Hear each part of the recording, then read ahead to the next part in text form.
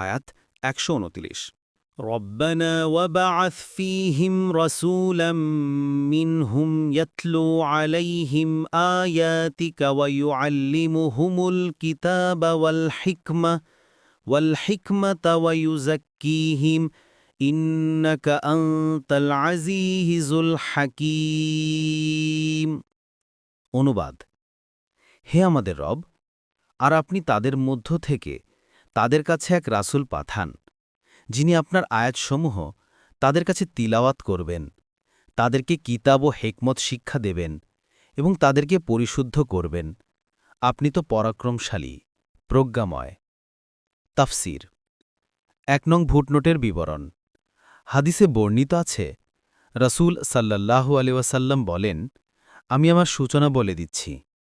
আমার পিতা ইব্রাহিম আলাইহিসসালামের দোয়া, ঈসা আলাইহিসসালামের সুসংবাদ এবং আমার মা স্বপ্নে দেখেছিলেন যে তার থেকে একটি আলো বের হল, যে আলোতে সিরিয়ার প্রাসাদসমূহ আলোকোজ্জ্বল হয়েছে।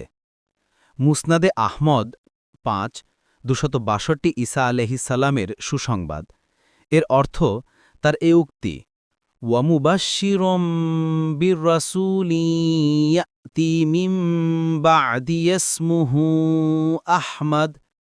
আমি এমন এক নবীর সুসংবাদদাতা, যিনি আমার পরে আসবেন, তার নাম আহমদ। সূরা আস-সফ ৬। তার জননী গর্ভাবস্থায় স্বপ্নে দেখেন যে তার পেট থেকে একটি নূর বের হয়ে সিরিয়ার প্রাসাদসমূহ আলোকোজ্জ্বল করে তুলেছে।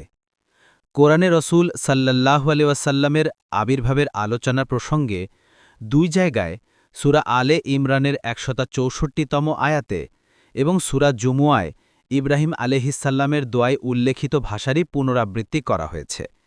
এভাবে ইঙ্গিত করা হয়েছে যে ইব্রাহিম আলাইহিসসালাম যেই নাবির জন্য দোয়া করেছিলেন, তিনি হচ্ছেন শেষ নবী মুহাম্মদ সাল্লাল্লাহু আলাইহি ওয়াসাল্লাম। ২ নং ফুটনোটের বিবরণ। ইব্রাহিম আলাইহিসসালামের দোয়ার কারণে আমাদের রসূল মুহাম্মদ সাল্লাল্লাহু আলাইহি ওয়াসাল্লামকে প্রেরণের মূল উদ্দেশ্য ৩টি। তন্মধ্যে প্রথম হচ্ছে আল্লাহর আয়াতসমূহ তিলাওয়াত করা। তিলাওয়াতের আসল অর্থ অনুসরণ করা। কোরআন ও হাদিসের পরিভাষায় এই শব্দটি কোরআন ও অন্যান্য আসমানি কিতাব পাঠ করার ক্ষেত্রেই প্রযোজ্য। কারণ যে লোক এইসব কালাম পাঠ করে, এর অনুসরণ করাও তার একান্ত কর্তব্য। আসমানি গ্রন্থ ঠিক যেভাবে আল্লাহর পক্ষ থেকে নাজিল হয়, হুবহু তেমনইভাবে পাঠ করা জরুরি। নিজের পক্ষে তাতে কোনো শব্দ অথবা স্বরচিহ্নটিও পরিবর্ধন করার অনুমতি নেই। ইমাম রাগেব বলেন, আল্লাহর কালাম ছাড়া অন্য কোনো গ্রন্থ অথবা কালাম পাঠ করাকে সাধারণ পরিভাষায় তিলাওয়াত বলা যায় না। আল মুফরাদুতুল কোরআন। ৩ নং ফুটনোটের বিবরণ। ইব্রাহিম আলাইহিসসালামের দোয়া অনুসারে নাবী রাসূলগণের, বিশেষ করে আমাদের রসূল মুহাম্মদ সাল্লাল্লাহু আলাইহি ওয়াসাল্লামের দ্বিতীয় কর্তব্য হচ্ছে আল্লাহর কিতাব ও হেকমতের শিক্ষাদান। এখানে কিতাব বলে আল্লাহর কিতাব বুঝানো হয়েছে। হেকমত শব্দটি আরবি অভিধানে একাধিক অর্থে ব্যবহৃত হয়ে থাকে, যথা সত্যে উপনীত হওয়া, ন্যায় ও সুবিচার, জ্ঞান ও প্রজ্ঞা ইত্যাদি। ইমাম রাগেব বলেন, এই শব্দটি আল্লাহর জন্য ব্যবহৃত হলে এর অর্থ হয় সকল বস্তুর পূর্ণ জ্ঞান ও সুদৃঢ় উদ্ভাবন।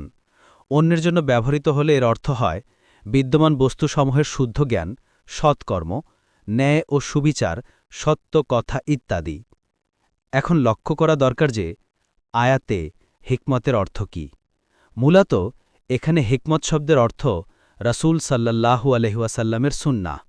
ইবনে কাসির ও ইবনে জারির রাহিমাহুল্লাহ কাতাদা থেকে এই ব্যাখ্যাই উদ্ধৃত করেছেন।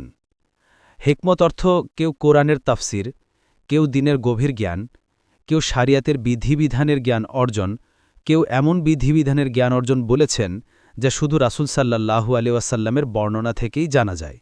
নিঃসন্দেহে এসব উক্তির সারমর্ম হল রাসূল সাল্লাল্লাহু আলাইহি ওয়াসাল্লামের সুন্নাহ। ৩ নং ফুটনোটের বিবরণ।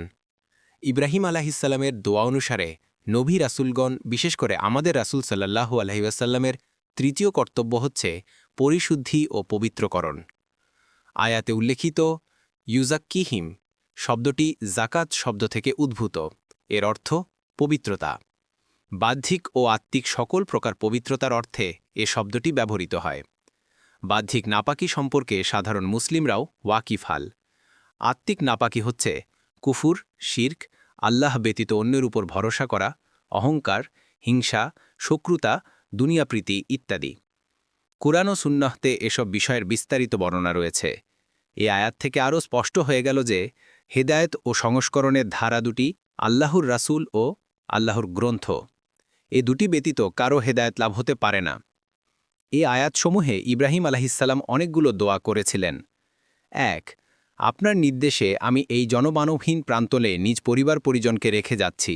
আপনি একে একটি শান্তিপূর্ণ শহর বানিয়ে দিন, যাতে এখানে বসবাস করা আতঙ্কজনক না হয় এবং জীবনধারণের প্রয়োজনীয় আসবাবপত্র সহজলভ্য হয়। আল্লাহ তাআলা কবুল করেছেন এবং সে ঊষর মরু প্রান্তর মক্কা নগরীতে পরিণত হয়েছে। ২. হে রব, শহরটিকে শান্তির ভূমি করে দিন, অর্থাৎ হত্যা, লুণ্ঠন, কাফেরদের অধিকার স্থাপন, বিপদ-আপদ থেকে সুরক্ষিত ও নিরাপদ রাখুন। ইব্রাহিম আলাইহিসসালামের এই দোয়াও কবুল হয়েছে। মক্কা মুকাররমা শুধু একটি জনবহুল নগরীই নয়, সারা বিশ্বের প্রত্যাবর্তন স্থলও বটে। বিশ্বের চারদিক থেকে মুসলিমগণ এ নগরীতে পৌঁছাকে সর্ববৃহৎ সৌভাগ্য মনে করে। নিরাপদ ও সুরক্ষিত এতটুকু হয়েছে যে আজ পর্যন্ত কোনো শত্রু জাতি অথবা শত্রু সম্রাট এর উপর অধিকার প্রতিষ্ঠিত করতে পারেনি।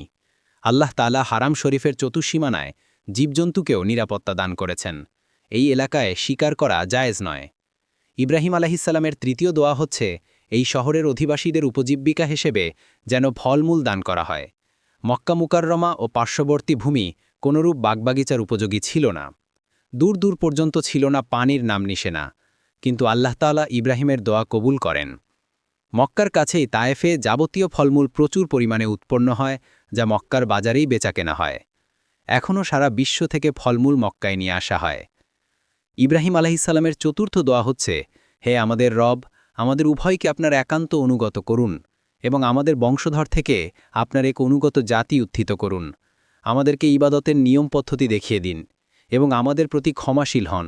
আপনি অত্যন্ত ক্ষমাশীল, পরম দয়ালু। এই দোয়াটিও ইব্রাহিম আলাইহিসসালামের আল্লাহ সম্পর্কে জ্ঞান ও আল্লাহ ভীতিরই ফল। আনুগত্যের অদ্বিতীয় কীর্তি স্থাপন করার পরও তিনি এরূপ দোয়া করেন যে আমাদের উভয়কে আপনার আজ্ঞাবহ করুন, কারণ আল্লাহ সম্পর্কিত জ্ঞান যার যত বৃদ্ধি পেতে থাকে সে তত বেশি অনুভব করতে থাকে যে যথার্থ আনুগত্য তার দ্বারা সম্ভব হচ্ছে না।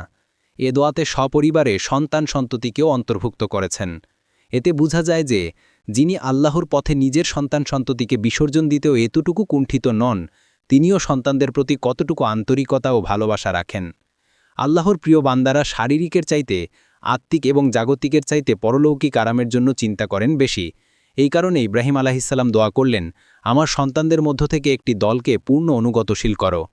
ইব্রাহিম আলাইহিসসালাম ভবিষ্যৎ বংশধরের দুনিয়া ও আখিরাতের সার্বিক মঙ্গলের জন্য আল্লাহর কাছে দোয়া করেছেন যে আমার বংশধরের মধ্যে একজন নবী প্রেরণ করুন, যিনি আপনার আয়াতসমূহ তাদের তিলাওয়াত করে শোনাবেন, কুরআন ও সুন্নাহ শিক্ষা দেবেন এবং বাহ্যিক ও আত্মিক অপবিত্রতা থেকে তাদের পবিত্র করবেন।